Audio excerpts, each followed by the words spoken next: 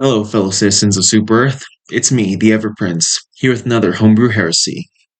Welcome to the third episode in our series, and the one that inspired me to make this series in the first place. Today, we're going to be committing some hardcore heresy and treachery to our beloved super democratic leaders. Because today on Homebrew Heresy, we're going to be homebrewing how to create the Terminids in Warhammer 40k. Now, if you're familiar with this series, you'll know that before we can get to homebrewing, we gotta go over the long, complex history and origin of the Terminids. Which, gotta say here, there isn't a lot going on.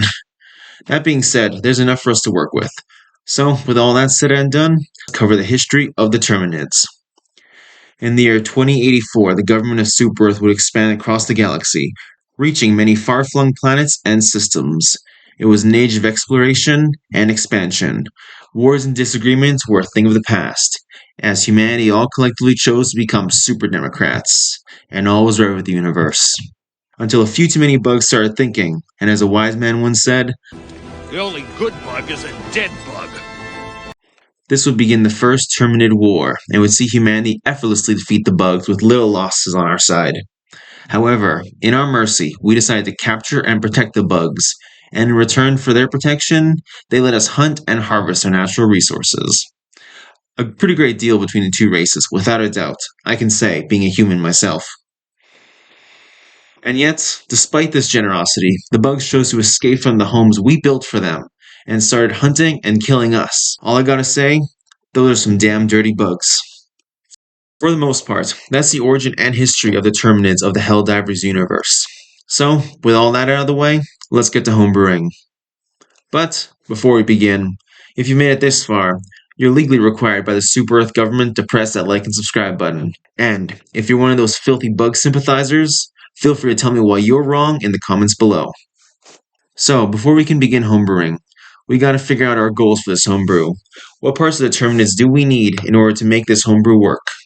Well, let's get started and find out. We're gonna need to be a thinking, breeding, killing bug brain. And not just any bug brain, a whole goddamn hive mind.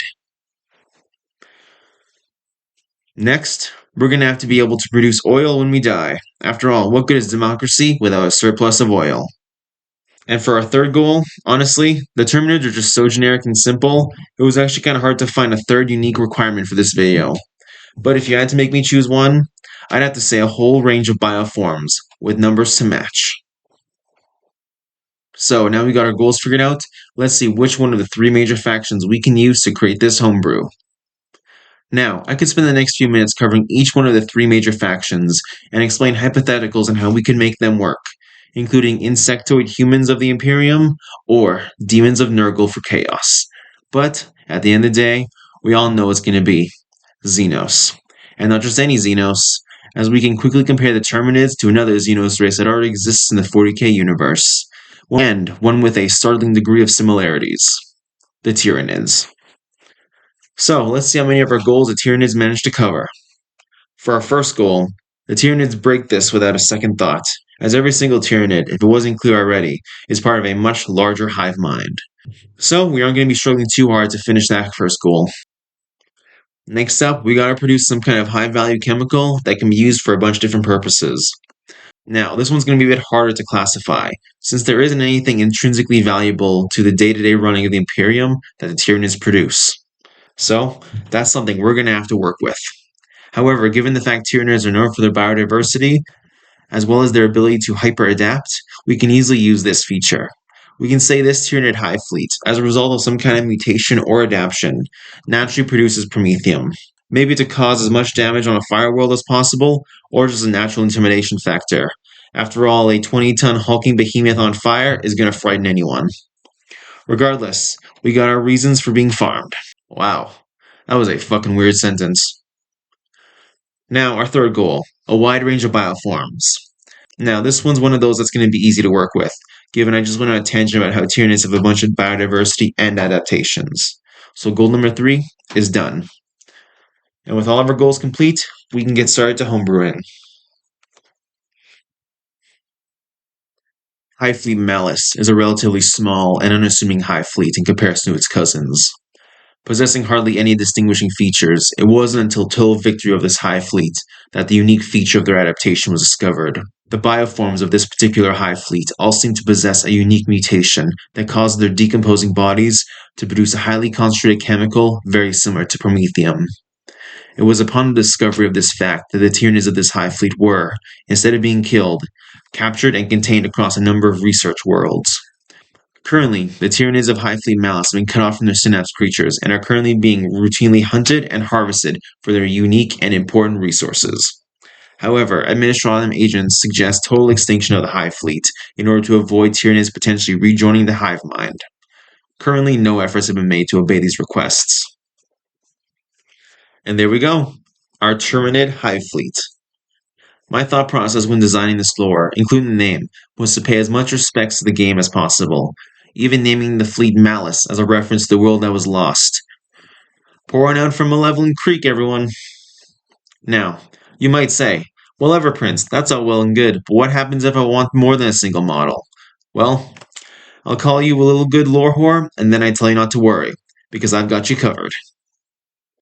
When it came to designing a buy list, I felt it would be best to build around the 500 point mark, just to keep it cheap, easy, and fast to build. So, first off, we're going with the Tyranid Combat Patrol for 10th edition. You can easily substitute with a starter set for an even larger hold, but then you gotta deal with all those nasty Space Marines. Though, you could always use those for another homebrew you might find on this channel. Regardless, looking at the lineup, we got some pretty decent options. We can use the baseline troop, the Termagants, as our scavengers, mostly the ranged ones, given like the scavengers, the Termagants aren't there for anything more than to be annoying and to eventually die. The Rippers can be another one of our scavenger variants, the melee ones, given they don't do much, if anything. But they sure are cute, isn't that right, little Ripper Swarm?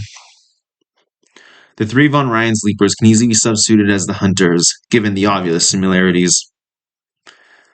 The Psychophage is a bit harder to classify, and while they aren't an HQ unit, relatively speaking, I can see these guys acting as the Brood Commander, or maybe the Bile Spitter, but that one might be a bit harder to homebrew properly. As for our actual HQ, we got the Winged Tyranid Prime, which is more of an assassin unit anyway, so that's why I think it'll best fit acting as our Stalker unit for this homebrew. Overall, the Tyranid Combat Patrol, at the time of this recording, is 460 points, meaning for the low price of 200 Canadian dollars. Holy fucking crap, GW, what the hell is that price? And there we go, we got our homebrew done. And overall, I'm pretty proud of our work, and I'm excited to see any of your suggestions for future homebrews in the comments below. And if you liked what you've seen and you want to put together your own little crossover battle, maybe watch one of my other videos, like the Spartan one where I cover how to build one of Oni's demons. Nothing else to say here, I just hope you have a good day. Bye.